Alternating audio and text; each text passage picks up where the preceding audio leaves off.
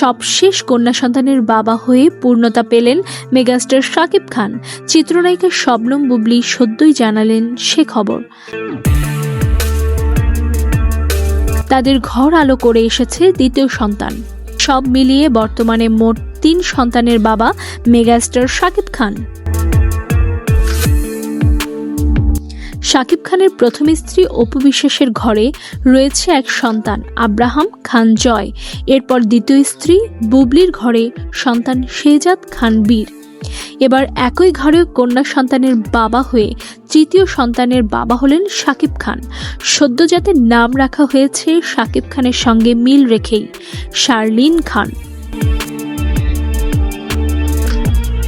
বছর কয়েক আগে 2 স্ত্রীর সঙ্গে শাকিব খানের ব্যাপক দূরত্ব দেখা যায়।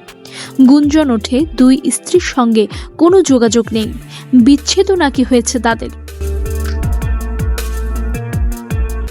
এখানেই থেমে থাকেনি গুঞ্জন, জল্পনা হয়ে ওঠে শাকিব খানের দ্বিতীয় বিয়ে নিয়ে।